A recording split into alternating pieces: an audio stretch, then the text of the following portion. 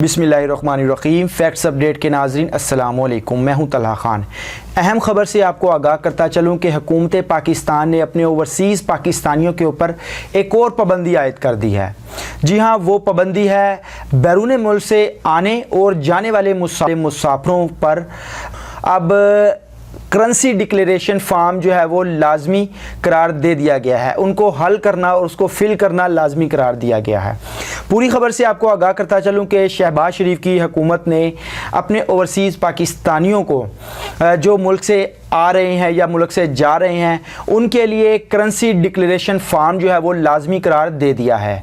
Civil aviation authority CAA के जानिब से जारी किए गए नोटिफिकेशन के मुताबिक बैरून मुल्क से पाकिस्तान आने और पाकिस्तान से बाहर जाने वाले हवाई मुसाफिरों को कस्टम डिक्लेरेशन यानी बशमूल करेंसी डिक्लेरेशन फार्म भरना पड़ेगा। यानी जब आप बोर्डिंग करवा रहे होते हो तो कस्टम आपके बैग लगेज आपके चेक करता है, तो उसी टाइम आपको एक फार्म करेंसी फार्म डिक्लेरेशन के लिए दिया जाएगा। उसके ऊपर आप अपना नाम, पता सब कुछ लिखोगे, कितनी कैश और कितनी करेंसी, किस मुल्क की कितनी करेंसी आप अपने साथ लेकर जा रहे हो, वो आपको उस फार्म के ऊपर लिखनी पड़ेगी। बज़ाहिर देखा जाए तो ये अच्छी चीज़ है, लेकिन क्या बड़े बड़े सियासतदानों के ऊपर यह चीज़ लागू होगी? ये डिक्लेरेशन फार्म उनके लिए लागू होगा ये कानून, या सिर्फ ओवरसीज़ पाकिस्तानियों के लिए है? तो ये तो वक्त बताएगा कि किसके लिए ये ज़्यादा ख़तरनाक है। ओवरसीज़ पाकिस्तानियों के लिए तो ये वक्त बताएगा। खैर, आगे मैं बताता चलूँ। सिविल एविएशन के तर्जमान के मुताबिक FATF के कवानीन के नफाज के हवाले से हुकूमत पाकिस्तान की सिविल एविएशन यानी CAA को जारी की गई हदायत, जिसमें पाकिस्तान से बैरून मुल्क जाने वाले मुसाफिरों के लिए बोर्डिंग पास का अजरा कस्टम डिक्लेरेशन फार्म से मशरूत होगा। जो मैंने आपको पहले अपने सादा अल्फाज में बयान किया है, ये वही बता रहा है। सिविल एविएशन अथॉरिटी के मुताबिक एयरलाइंस पर लाजमी करार दिया गया है कि वो किसी भी मुसाफिर को करेंसी डिक्लेरेशन फार्म के बगैर जो है वो बोर्डिंग पास जारी ना किया जाए। आई समझ?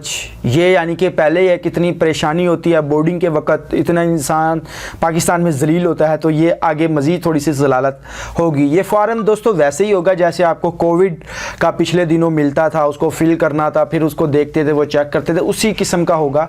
लेकिन इसमें कस्टम हुकाम जो हैं वो कर रहे हैं, कस्टम हुकाम ये काम करेंगे। खैर, आगे बढ़ते हैं। सिविल एविएशन अथॉरिटी ने एयरलाइंस कंपनियों को एजेंट्स और स्टाफ को हदायत जारी की है कि एयरलाइंस की बुकिंग के वक्त मुसाफिरों को डिक्लेरेशन फार्म देना यकीनी बनाएं और मुसाफिरों को बोर्डिंग पास बगैर करेंसी डिक्लेरेशन के जारी नहीं किया जाए। बैरून मुल्क से आने वाले मुसाफिरों पर भी करेंसी डिक्लेरेशन लाजमी करार दी गई है। बैनुल-अक़वामी सतह पर मनी लॉन्ड्रिंग की रोकथाम के लिए FATF के कवानीन पर अमल दरामद के लिए बैरून मुल्क से आने वाले मुसाफिरों पर भी करेंसी डिक्लेरेशन लाजमी करार दी गई है। ये सारा अगर देखा जाए तो ये मनी लॉन्ड्रिंग को रोकने के लिए हो रहा है। लेकिन क्या ये मनी लॉन्ड्रिंग जो आपके मुल्क में लेके आ रहे हैं, जो मुल्क आपके मुल्क में दूसरे मुल्कों से पैसा लेकर आ रहे हैं, क्या ये उनके ऊपर है? मैं बेहतर यही कहूँगा कि बैंकिंग चैनल के थ्रू लेके आना चाहिए। ये हुंडी कहलाता है, जो लोग बैगों में भर के लेके जाते हैं। लेकिन क्या आपके मुल्क में जो आपके मुल्क में लेकर जा रहे हैं जो सियासतदान, कोई MP MNA, वो आपके जो मॉडल्स हैं, वो बैरून मुल्क पैसा जो दुबई वगैरह लेकर जाते हैं शिपिंग के थ्रू, क्या उसके ऊपर भी ये लागू होगा?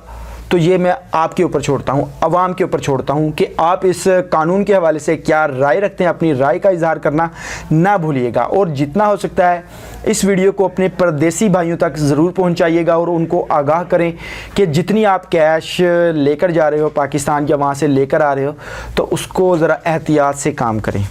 लिमिट जो दी हुई होती है उस लिमिट से हरगिज़ तजावज़ ना करें। दुआओं में याद रखिएगा।